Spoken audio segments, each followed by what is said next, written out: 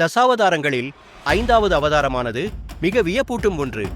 இது சக்தி, பக்தி மற்றும் தர்மத்தின் கதை. மாபெரும் அசுரராஜா மகாபலி மற்றும் தெய்வீக சதுரங்க வீரன் வாமனன் என்பவரின் உணர்ச்சிகரமான வரலாறு இது. திரேத யுகத்தில் மகாபலி என்ற வீரமான அறிவுள்ள ஒரு அசுர அரசர் இருந்தார். அவரது தாத்தா பிரகலாதன்.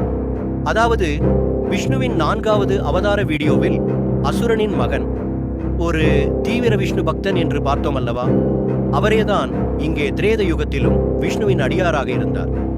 4வது அவதார வீடியோ இன்னும் நீங்க பார்க்கலனா கீழே டிஸ்கிரிப்ஷன்ல லிங்க் இருக்கு, செக் பண்ணிக்கோங்க. அசுரராஜா மகாபலி தனது வலிமை, பக்தி மற்றும் யோகத்தால் பூமி, சொர்க்கம் மற்றும் பாதாளம் என்ற 3 உலகங்களையும் கைப்பற்றினார். தேவர்கள் அனைவரும் இந்திரனின் தலைமையில் விஷ்ணுவிடம் வந்து சரணடைந்தனர். மகாபலியின் அசுர சக்தி உலக சமநிலையை குலைத்தது. இதனை திருத்துவதற்காக விஷ்ணு ஒரு சிறிய பிராமண குழந்தையாக அவதரிக்க தீர்மானித்தார். கஷ்யப முனிவர் மற்றும் அதிதி என்ற தம்பதிகளுக்கு விஷ்ணு வாமனன் என்ற பெயரில் ஒரு குறும்பான பிராமண சிறுவனாக பிறந்தார். ஒரு நாள் மகாபலி நடத்திய யாகத்தில் ஒரு சிறிய பிராமண சிறுவன் வந்தான். தன்னுடைய பெரிய தர்மத்தால் புகழ்பெற்ற மகாபலி அவனை அன்புடன் வரவேற்றார். "ஓ ஞானியே, என்ன வேண்டுமோ கேள், நான் உனக்கு அதை அளிக்கிறேன்" என்று கூறினார். "மன்னா, எனக்கு வெறும் 3 அடி நிலம்தான் வேண்டும்" என்றான் அந்த சிறுவன். மந்திரிகள் அனைவரும் குழப்பத்துடன் பார்க்கிறார்கள். "அரசே, இது சாதாரண பிராமணன் அல்ல, இவர் விஷ்ணுவின் அவதாரம்" என்று மகாபலியின் குரு சுக்கராச்சாரியர் அவரை எச்சரிக்கிறார். அதற்கு மகாபலி சிரித்துக்கொண்டு, "அதுவே உண்மை என்றால் பகவானுக்கு என்ன வேண்டுமோ அதை கொடுக்கக்கூடாதா?" என்றார்.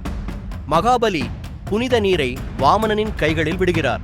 விரைவாக சூழ்நிலை மாறுகிறது. மேகம் சூழ்ந்து கொள்கிறது. பூமி அதிர்கிறது. வாமனன் மெதுவாக வளர ஆரம்பிக்கிறார். பிரபஞ்சத்தை நிறைக்கும் அளவிற்கு வளர்கிறார்.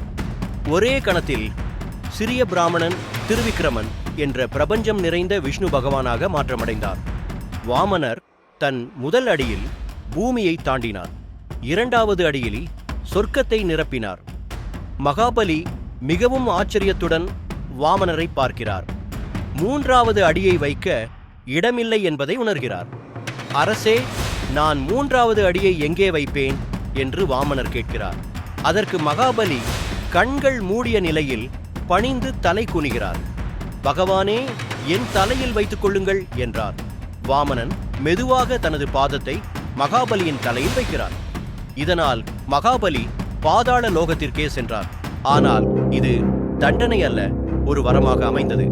மகாபலியின் அர்ச்சனை, நேர்மை மற்றும் அவனது நம்பிக்கையால் விஷ்ணு பகவான் அவருக்கு ஒரு வரம் அளித்தார். ஒவ்வொரு ஆண்டும் மகாபலி பூமிக்கு வரலாம் என்ற வரம்தான் அது. இந்த நிகழ்வு கேரளாவில் தற்போது வரையில் ஓணம் திருவிழாவாக கோலாகலமாக கொண்டாடப்பட்டு வருகிறது. இந்த ஆச்சரியமான கதையை பற்றி நீங்கள் என்ன நினைக்கிறீர்கள்? உங்கள் கருத்துக்களை கீழே கமெண்டில் சொல்லுங்கள். இது போன்ற தெய்வீக கதைகளை தொடர்ந்து காண லைக், ஷேர் மற்றும் சப்ஸ்கிரைப் செய்ய மறக்காதீர்கள்.